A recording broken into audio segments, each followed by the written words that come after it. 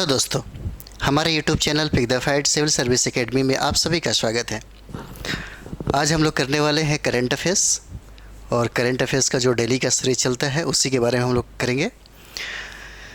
देखिए, अभी जो करंट अफेयर्स चल रहा है बहुत ही इंपॉर्टेंट चल रहा है, और ख़ास करके अगर बात करें तो हमारा जो करंट अफेयर्स है इसमें आप देखेंगे तो बहुत सारा आज कटिंग हम डाले हैं पेपर का, ताकि आप लोग का भी कभी कभी डिमांड आता है कि पेपर का कटिंग भी डाला करिए। अगर आप डेली के न्यूज़पेपर पढ़ रहे होंगे तो पक्का मिलेगा। प्रभात खबर में भी दिया है, हिंदुस्तान में भी दिया है, जनसत्ता में दिया है, और बात करें तो दैनिक जागरण में भी दिया हुआ है। तो ये सब चर्चा चलते रहेगा, और कटिंग ज़रूर पढ़ा करिए, क्योंकि अगर आप चाहते हैं कि करंट अफेयर्स आपका अच्छा हो तो उसके लिए आपको मैगज़ीन के साथ साथ न्यूज़पेपर का, डेली जो न्यूज़पेपर है उसका अध्ययन करना ही पड़ेगा। तो आइए हम लोग शुरुआत करते हैं पहला प्रश्न पे, और पहला प्रश्न आपके सामने है, किस महिला खिलाड़ी ने महिला फुटबॉल विश्व कप में दक्षिण कोरिया के खिलाफ क्या किया? दक्षिण कोरिया के खिलाफ, ये सबसे इम्पोर्टेंट है, क्या है तो हिजाब पहनकर खेलने वाली पहला महिला फुटबॉलर कौन बनी है? देखिए, हिजाब की जब आती है हिजाब की बात, तो ये फुटबॉलर महिला खिलाड़ी पहली महिला खिलाड़ी है जो हिजाब पहन कर के फुटबॉलर मतलब फुटबॉल खेली है। तो क्या कहता है प्रश्न, कहता है कि किस महिला खिलाड़ी ने, ठीक है, महिला खिलाड़ी ने या फुटबॉल की जो दक्षिण कोरिया के खिलाफ, किसके खिलाफ ये पूछा जा सकता है, किसके खिलाफ खेली थी? तो दक्षिण कोरिया के खिलाफ खेली थी, ठीक है, के खिलाफ हिजाब पहनकर। देखिए, हिजाब पहनकर जो फुटबॉल खेली है वो पहली महिला है। तो आइए वो पहली महिला की बात करते हैं। इसका आंसर हो जाएगा नोहेल बेंजीन हो जाएगा, नोहेल बेंजीन होगा। और आप अगर खेल के पृष्ठ में जाते हैं तो आपको ये पेज मिलेगा। देखिए, पेज में भी मैं दिखा रहा हूँ आपको। देखिए, ये पेज है। क्या कहता है कि मोरक्को की, देखिए यहाँ पे देखिए, ज़रूर पढ़िएगा। कहता है कि मोरक्को की नोहेला बेंजीना महिला विश्व कप में खेली दक्षिण कोरिया को हराया, ठीक है, दक्षिण कोरिया को हराया। कहता है कि हिजाब पहनकर खेलने वाली बेंजीन पहली खिलाड़ी बनी, ठीक है। और ये कहाँ के रहने वाली है? ये जो महिला है ये कहाँ की रहने वाली है? तो देखिए, ये मोरक्को की रहने वाली है, ठीक है। थोड़ा सा डिस्कशन भी देख लीजिए। कहता है कि मोरक्को को डिफेंडर नोहेला बेंजीनिल महिला फुटबॉल विश्व कप में दक्षिण कोरिया के खिलाफ जब मैदान में उतरी तो वह हिजाब पहनकर इस टूर्नामेंट में खेलने वाली पहली महिला फुटबॉलर बन गई है। क्या बनी है?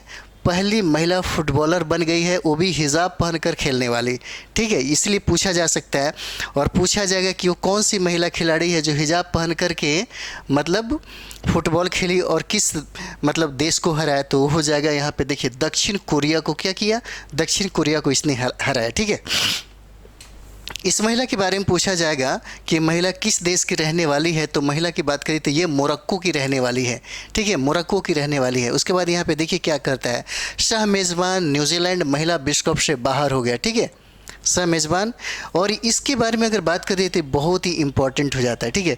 यहाँ पे थोड़ा सा और चीज़ देख लीजिए। कहता है कि फुटबॉल को विश्व संस्था फीफा ने मैचों में सिर ढककर खेलने के अपने प्रतिबंध को क्या किया? 2014 में हटा दिया।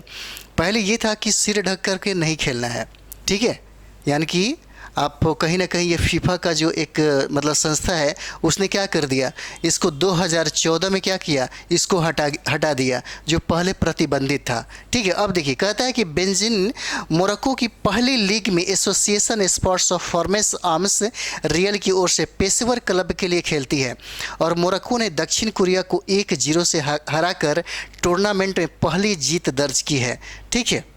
तो ये हो जाएगी, ये महिला हो जाएगी मोरक्को की, और हराया किसको? तो दक्षिण कोरिया को, ठीक है। ये इंपॉर्टेंट है बहुत ज़्यादा, ठीक है। तो आइए हम लोग दूसरा प्रश्न देखते हैं। दूसरा प्रश्न कहता है, ये दूसरा प्रश्न भी बहुत ही VVI है, बहुत इंपॉर्टेंट है, और यहाँ पे हम इसका कटिंग भी आपको दिखाएंगे ताकि आपको भी लग जाएगा कि न्यूज़पेपर में कितने फ़ायदे हैं और कहाँ से प्रश्न पूछे जाते हैं, ठीक है।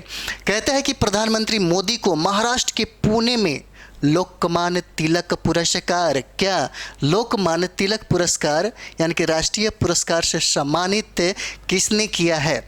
ठीक है, लोकमान्य जो तिलक राष्ट्रीय पुरस्कार है, इनसे सम्मानित किया गया है हमारे भारत के प्रधानमंत्री नरेंद्र मोदी को।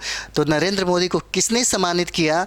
तो वो हो जाएंगे शरद पवार हो जाएंगे। देखिए इसका आंसर क्या हो जाएगा? ए हो जाएगा, शरद पवार हो जाएंगे। ठीक है, शरद पवार हो जाते हैं। तो इसका कटिंग भी देख लीजिए यहाँ पे। देखिए कहता है कि मोदी को कल लोकमान्य तिलक पुरस्कार से सम्मानित करेंगे। कौन? तो पवार करेंगे, शरद पवार करेंगे। थोड़ा सा इसको देख लीजिए आप।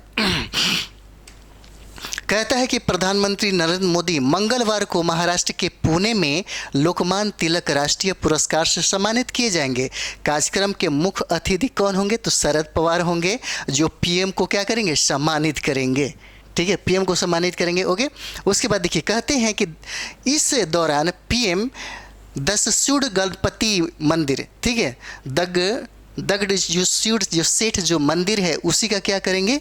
उसी का देखिएगा, उसमें जाके पूजा अर्चना करेंगे और विभिन्न विकास परियोजनाओं का क्या करेंगे? उद्घाटन एवं शिलान्यास करेंगे।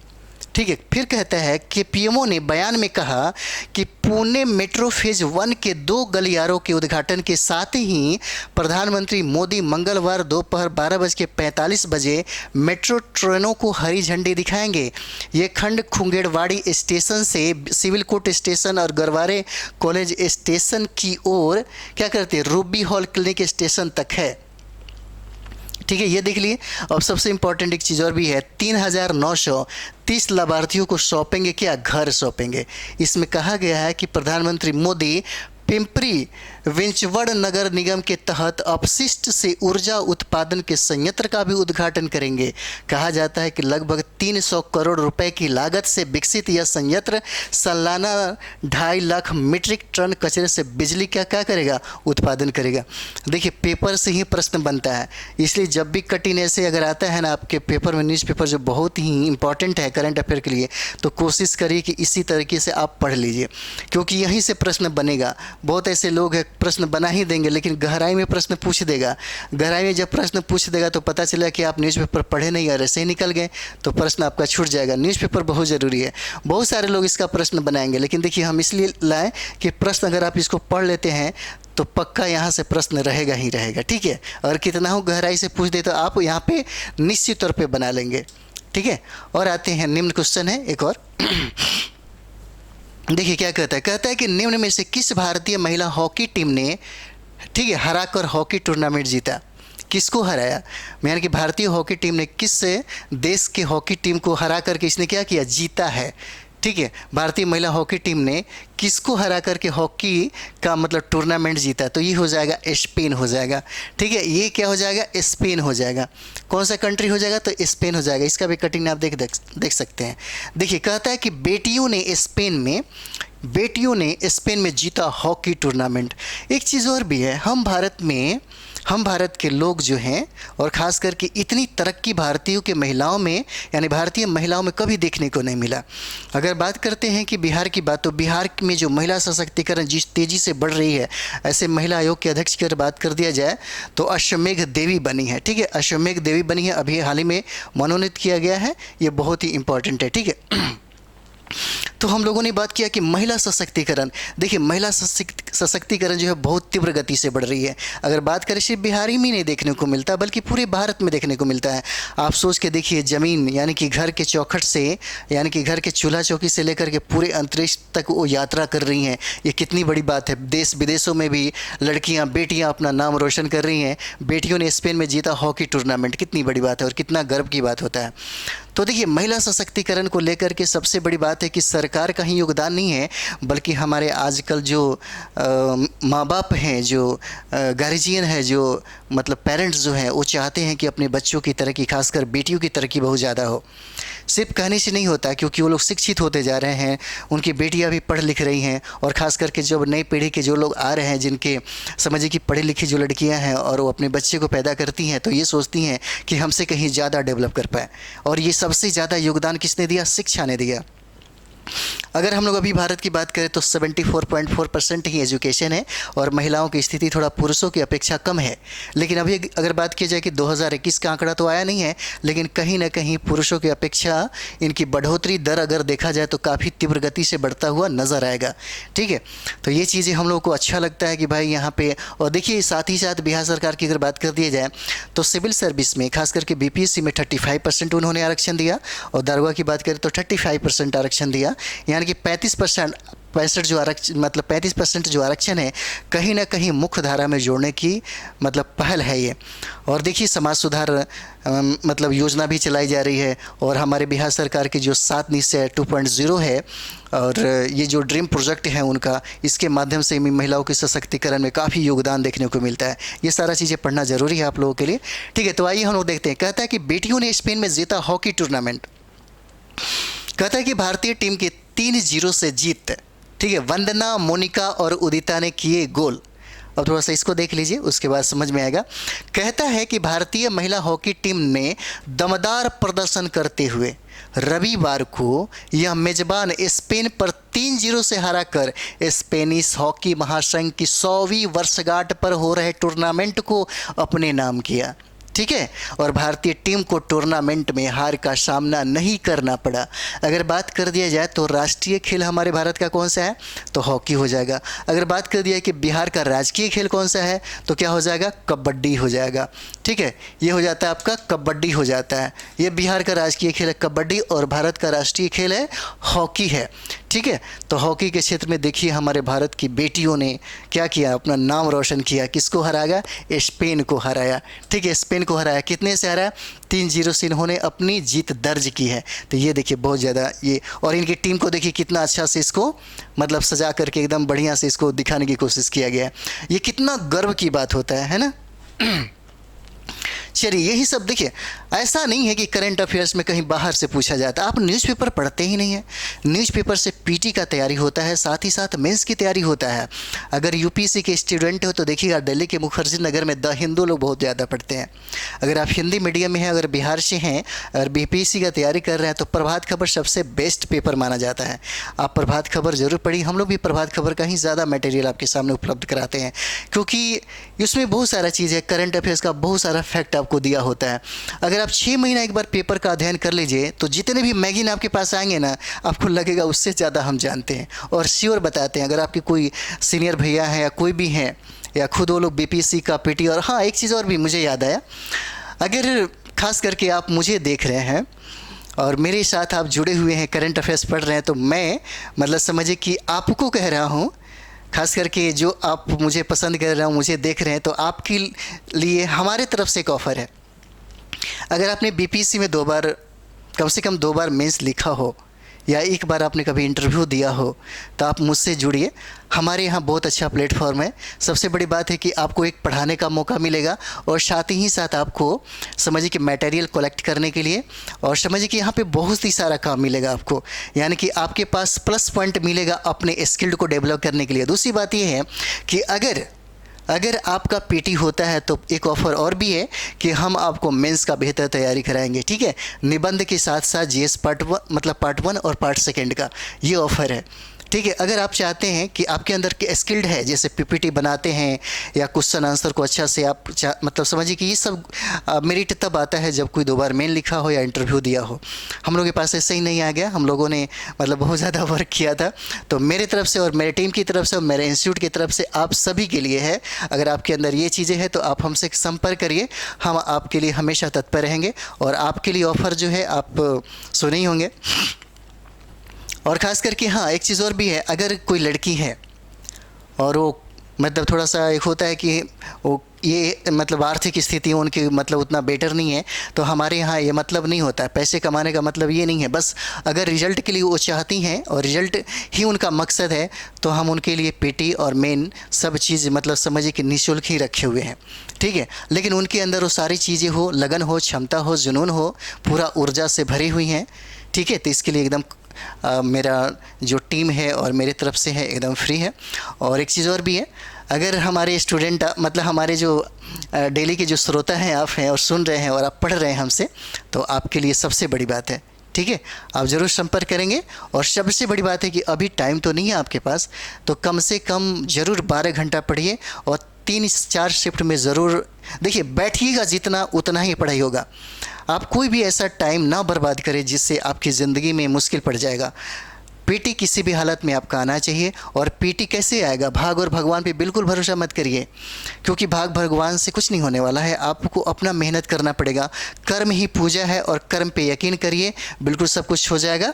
ठीक है, खूब मेहनत करिए, मेहनत का ही फल बहुत ही अच्छा मिलता है। ठीक है, रिजल्ट हो जाएगा। और अच्छे दिशा में तैयारी करिए। देखिए, करंट बहुत ज़्यादा लोग पढ़ता है। आप कम समय में सोचते हैं कि हम छोटे छोटे किताबों से निकल जाएंगे और मेरा मतलब समझिए कि 28-22 नंबर पूछेगा, बिल्कुल नहीं आएगा। मेरा भी जो बुक है मतलब करंट अफेयर्स का, कोई भी कॉमन बुक जितने भी आपके आए हैं, प्रतियोगिता दर्पण, क्रॉनिकल को छोड़ देते हैं, तो सब किताबों से लड़ेगी।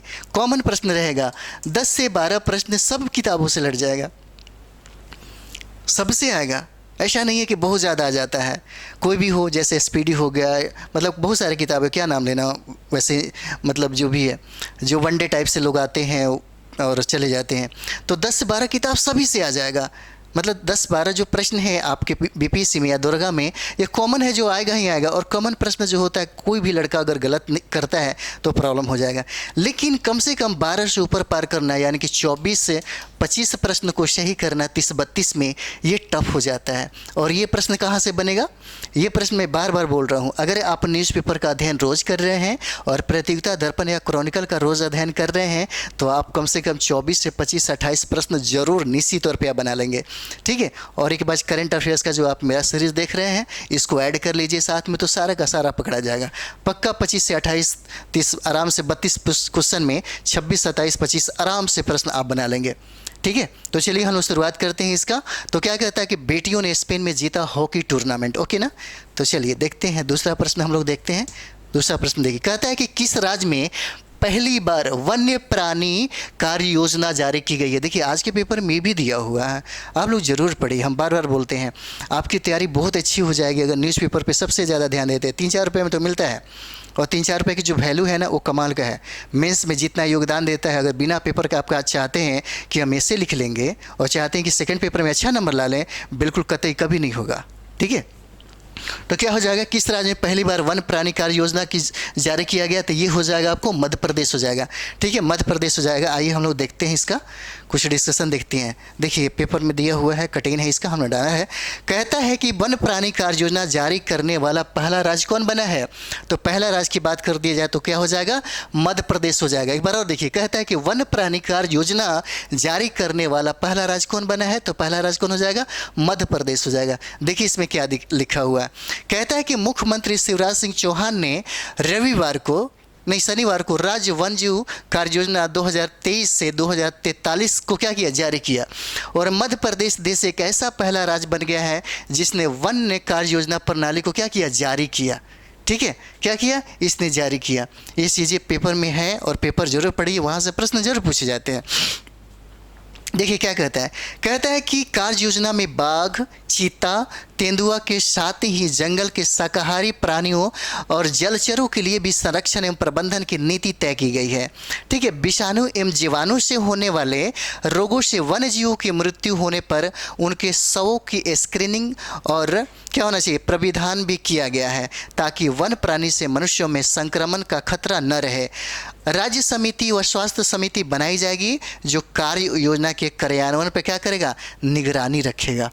ठीक है, निगरानी रखेगा। एक चीज़ और भी सुन लीजिए, ताकि पता नहीं पेपर अगर नहीं होगा तो यहाँ से भी काम चल जाएगा। कहता है कि जेनेटिक रोग यानी कि जानवरों से इंसानों में फैलने वाली बीमारियों की स्क्रीनिंग अनिवार्य की गई है। क्या की गई? अनिवार्य की गई है।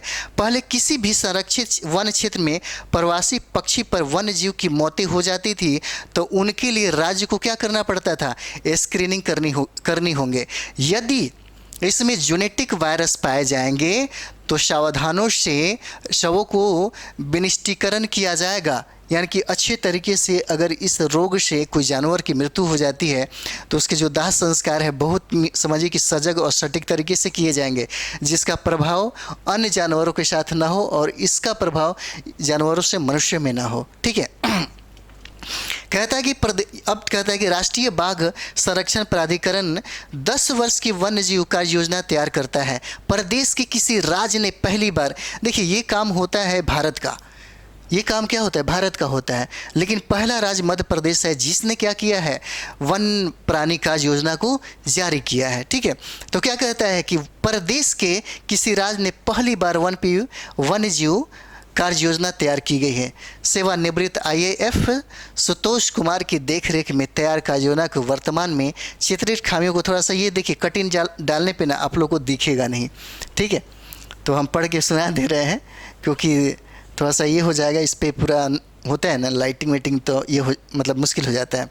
ठीक है, तो चलिए हम लोग आगे देखते हैं। कहता है कि मध्य प्रदेश सिर्फ टाइगर प्रोजेक्ट ही नहीं है बल्कि चीता, बारहसिंगा, घड़ियाल, तेंदुआ और गिद्धों को संरक्षण के मामले में भी देश में क्या है, पहले स्थान पे अपने आप को स्थापित किया। कहता है कि 50 वर्ष की मेहनत सितंबर 2000 में फलीभूत हुई जब अफ्रीकी देश नामीबिया ने 8 चीते कहाँ भेजे, कुनो नेशनल पार्क में भेजे। ठीक है, और अफ्रीका से 12 चीते भी लाए गए। ठीक, अब यहाँ पे एक चीज़ और भी देखिए, कहता है नेक्स्ट यहाँ पे देखेंगे तो कहता है कि बारहसिंगा में देशों में कहीं, मतलब समझिए कि देशों में कहीं और नहीं पाया जाएगा।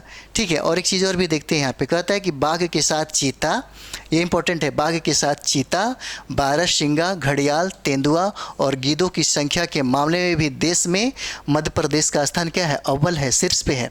किसके किसके मामले में, तो देखिए चीता के मामले में, बाघ के मामले में, बारहसिंगों के मामले में, घड़ियाल की बात हो रही है, फिर तेंदुआ की बात हो रही है और गिद्धों की बात हो रही है। ठीक है, इसके संरक्षण के मामले में अगर देखा जाए तो सबसे ज़्यादा जो देश में अव्वल स्थान है वो मध्य प्रदेश का है। ठीक है, मध्य प्रदेश का स्थान हो जाएगा।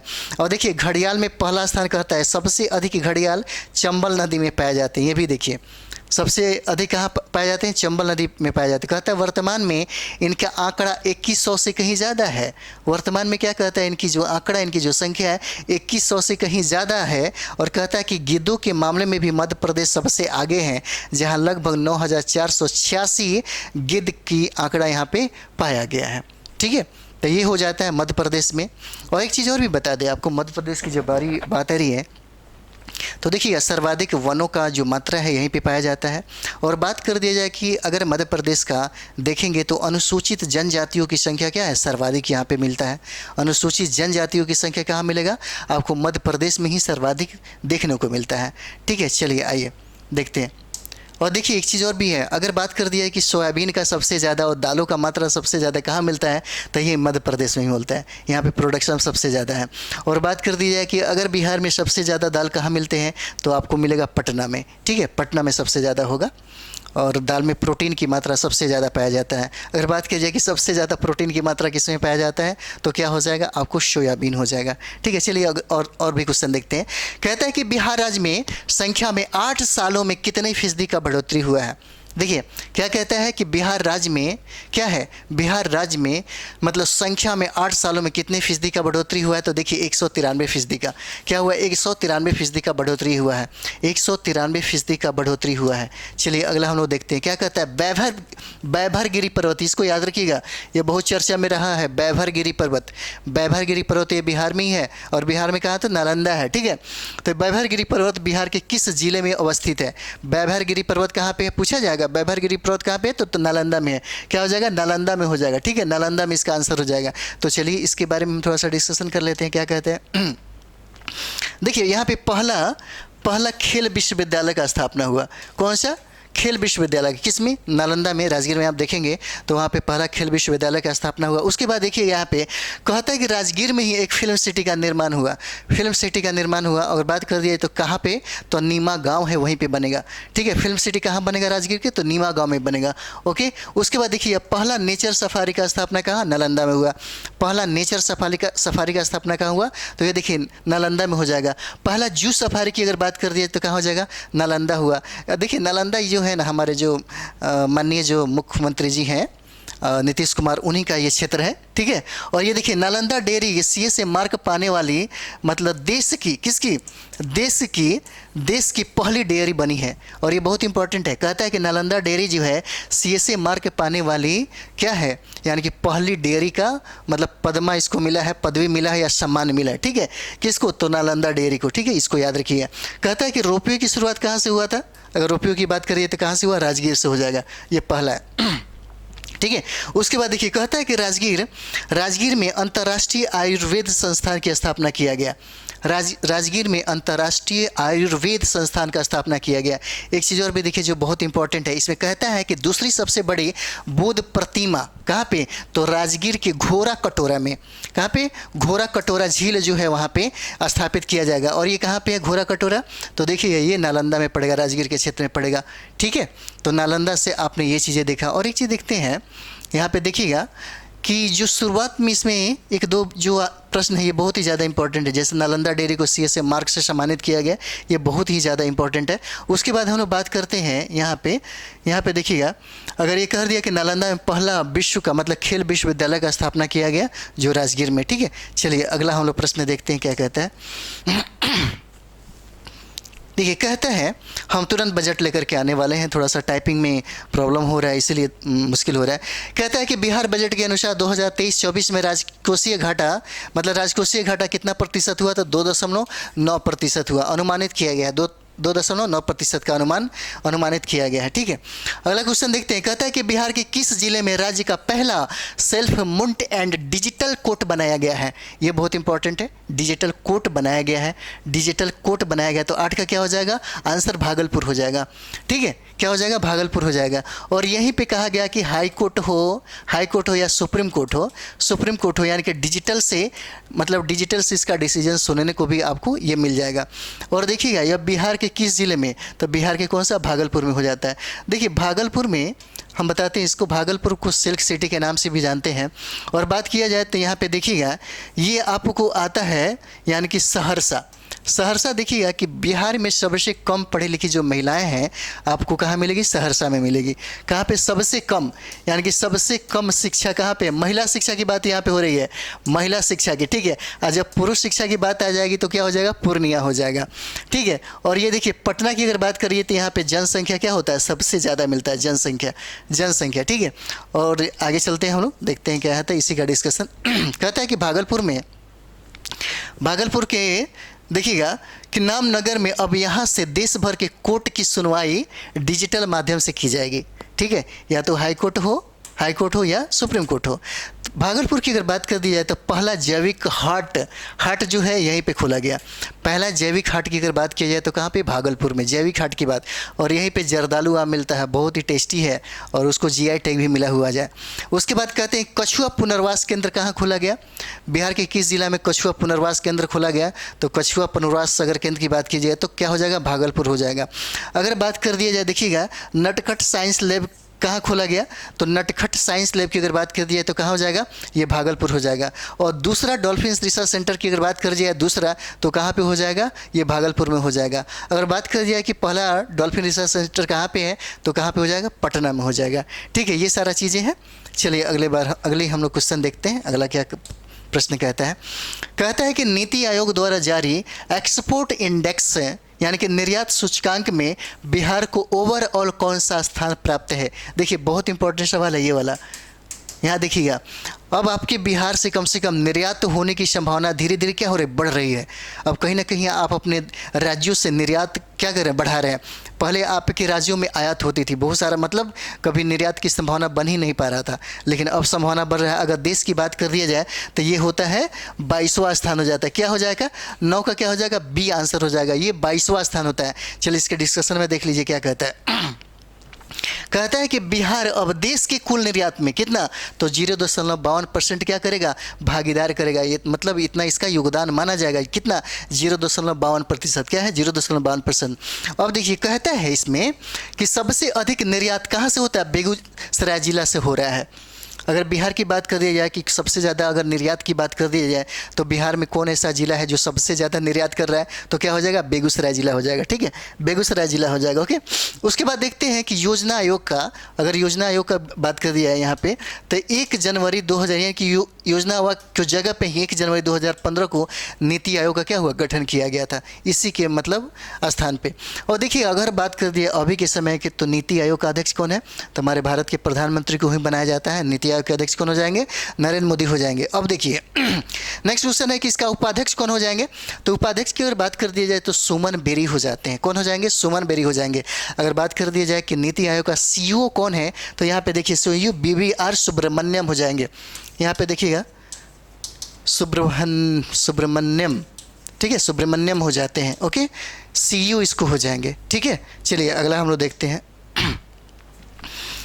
ये क्वेश्चन देखिए, कहता है कि 65 वर्ष के इतिहास में किस राज्य ने बिजली कंपनी पहली बार मुनाफे में आई है। यानी कि 65 वर्षों के इतिहास में कौन ऐसा राज्य है जहां पे बिजली कंपनियां मुनाफे में आई है, लगभग 200 करोड़ मुनाफा हुआ है, वो राज्य हो जाएगा आपका बिहार का। जब से स्मार्ट प्रीपेड लगा हुआ है, प्रीपेड मीटर जब लगाई गई यहाँ पे, तो सबसे ज़्यादा डेवलप लगभग 1 दर्जन राज्यों में देखा गया। ठीक है, ये आपका सबसे ज़्यादा क्या हो जाएगा, बिहार हो जाएगा। ठीक है, 65 वर्षों के इतिहास में कहता है कि कौन ऐसा राज्य है जहाँ पे बिजली कंपनियों को बहुत ज़्यादा फ़ायदा हुआ है, लगभग 200 करोड़ रुपए से कहीं ज़्यादा उनको फ़ायदा हुआ है। ठीक है, तो यहाँ पे देख लीजिए क्या कहता है कि 200 करोड़ रुपए से ज़्यादा का कमाई किया है कौन सा, बिहार में कंपनियाँ, बिजली कंपनियाँ। तो यहाँ पे देखिए बिहार के हर घर में प्रीपेड मीटर, देखिए प्रीपेड जो मीटर है, प्रीपेड मीटर लगाने का लक्ष्य कब तक रखा गया है, मार्च 2025 तक। देखिए मार्च 2025 तक है। कहता है कि बिहार के हर घर में कौन सा, तो स्मार्ट जो मतलब समझिए कि स्मार्ट जो प्रीपेड मीटर है उसको लगाने का लक्ष्य रखा मार्च 2025 में। ठीक है, मार्च 2025 में, इसीलिए इसी का तो फ़ायदा उसको मिल रहा है। ठीक है, डिजिटल सबसे ज़्यादा फ़ायदेमंद होने लगा। उसके बाद देखिए कहा जाता है कि बिजली खपत का 10% सोलर ऊर्जा से प्राप्त करने का लक्ष्य कब तक है। अगर बात कर दिया जाए कि देखिए ऊर्जा के उत्पादन में देखा जाए तो कोयले का उत्पादन सर्वाधिक होता है, कोयले से बिजली का, लेकिन ये सोर्स जो है एक लिमिट में है, इसका आगे चल के क्या हो जाए, खात्मा हो सकता है। इसीलिए हमें वैकल्पिक व्यवस्था भी ढूंढना चाहिए और ढूंढते रहना चाहिए। और इसी वैकल्पिक में हम लोगों ने क्या ढूंढा, कहता है कि बिजली खपत का 10% किससे, तो सोलर ऊर्जा से प्राप्त करने का जो लक्ष्य है कब तक रखा मैंने, 2023 तक, इसको याद रखना चाहिए। उसके बाद देखिए कहता है कि बिहार पहला राज्य है जहां सबसे ज़्यादा, कहता है कि बिहार पहला राज्य है जहां सबसे ज़्यादा क्या, सबसे ज़्यादा प्रीपेड मीटर, क्या प्रीपेड मीटर क्या हुआ, मीटर लगाया गया। उसमें कहता है कि बिहार पहला राज्य है जहां पे स्मार्ट जो प्रीपेड मीटर है वो लगाने में ये अव्वल रहा, सबसे ज़्यादा लगा है। ठीक है, तो चलिए अगला हम लोग देखते हैं क्या कहता है।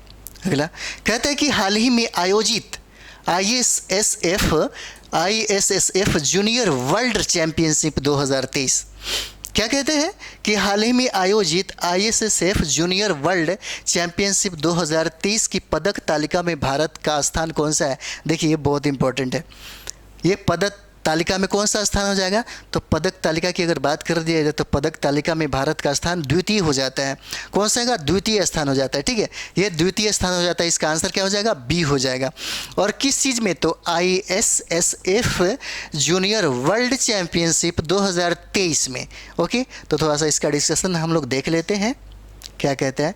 कहते हैं कि 16 जुलाई से 24 जुलाई तक यह मतलब चैम्पियनशिप चला।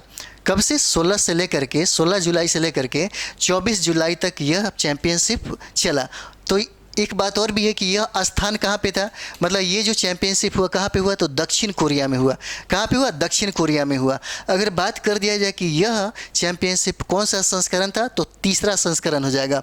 कौन सा हो जाएगा, तीसरा संस्करण हो जाएगा। अब देखिए इसमें पूछा जा सकता है कि इस पदक तालिका में जो 3 शीर्ष स्थान जो देशों की है उसमें भारत का स्थान मैंने कहा दूसरा है, तो पहला, दूसरा और तीसरा ये तीनों बहुत इंपॉर्टेंट हो जाएगा। तो बात हो जाता है पहला का, तो क्या हो जाएगा, पहला चीन हो जाएगा। चीन ने सबसे ज़्यादा 12 स्वर्ण जीता। चीन ने क्या जीता? 12 स्वर्ण जीता, 9 रजत जीता और 7 कांस्य जीता। ठीक है, चीन नंबर 1 पे है, अव्वल में है सबसे पहला।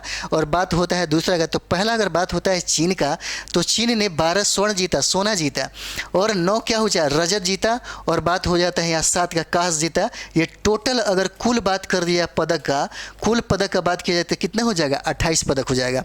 28 पदक अकेले किसने जीता? तो चीन ने जीता, इसलिए इसका स्थान क्या है? प्रथम है, और स्वर्ण में भी सबसे ज़्यादा जीता। बात करते हैं हम लोग भारत का, जो भारत बहुत ज़्यादा इंपॉर्टेंट है। ठीक है, भारत ने स्वर्ण कितना जीता? तो 6 जीता है। भारत ने स्वर्ण कितना जीता? तो 6 जीता। और बात करें रजत का, तो 6 रजत जीता, 6 स्वर्ण जीता, 6 रजत जीता। और यहाँ पे कांस्य की अगर बात करी जाए क्या हो जाएगा? 5 कांस्य जीता। याद रखना चाहिए 6 6 5, 6 हो जाएगा कौन का? स्वर्ण हो जाएगा, और 6 रजत हो जाएगा, और 5 कांस्य हो जाएगा।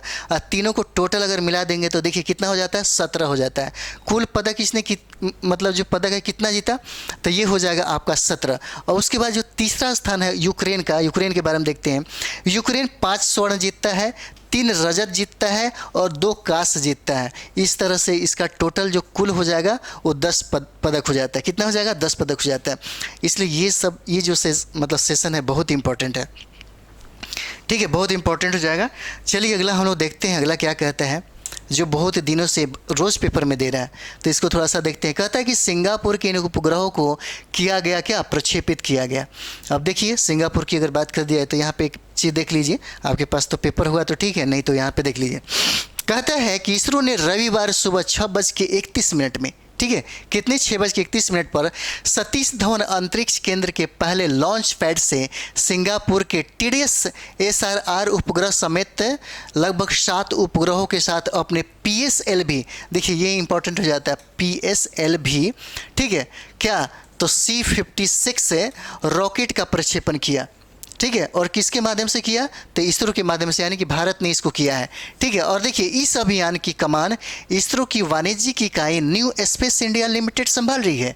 कौन संभाल रही है? तो देखिए पूछा जाएगा कि इस अभियान की कमान कौन संभाल रही है, तो इसरो की वाणिज्यिक इकाई जो है न्यू स्पेस इंडिया लिमिटेड जो है ये संभाल रही है। उसके बाद देखते हैं, इसमें कहता है कि जिन उपग्रहों को प्रक्षेपित किया गया उसमें TDS SRR के अलावा अन्य छोटे उपग्रह जैसे वोलक्स AM, आर्केड हो जाएंगे, स्कोप सेकंड हो जाएंगे, नोलियोन हो जाएंगे, गैलेक्सिया 2 हो जाएगा, ORB-12 स्ट्राइवर शामिल हैं। ठीक है, ये बहुत इंपॉर्टेंट है। और देखिए कहता है कि TDS के बारे में, SRO को सिंगापुर के defence science and technology agency और सिंगापुर के ही ST इंजीनियरिंग के बीच साझेदारी के तहत विकसित किया गया है।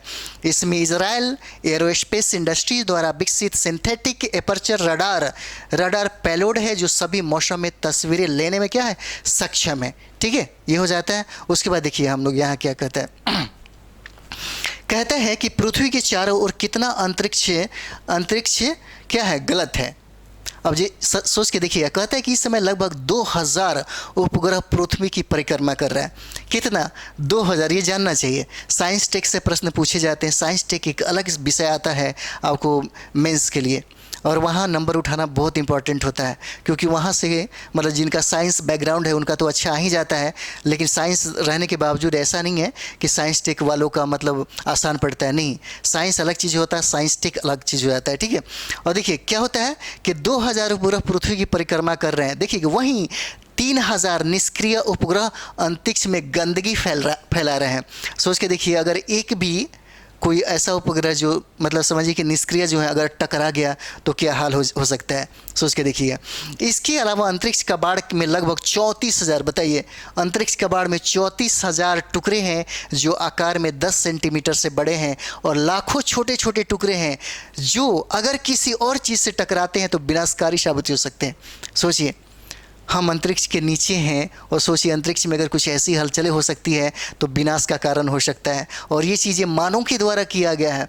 ये जितना आप देख रहे हैं लगभग 34,000 टुकड़े जो हैं, और ये कहता है कि लाखों में छोटे छोटे टुकड़े हैं जो अंतरिक्ष का क्या कर रहा है? चक्कर लगा रहा है। अगर बाई चांस कुछ ऐसा डाइवर्स अगर हो जाए डायरेक्शन में और दोनों टकरा जाए आपस में, तो सोचिए अंतरिक्ष में विनाश की समस्या पैदा हो सकती है, और इसका असर पूरे मतलब समझिए कि ब्रह्मांड में देखने को मिलेगा।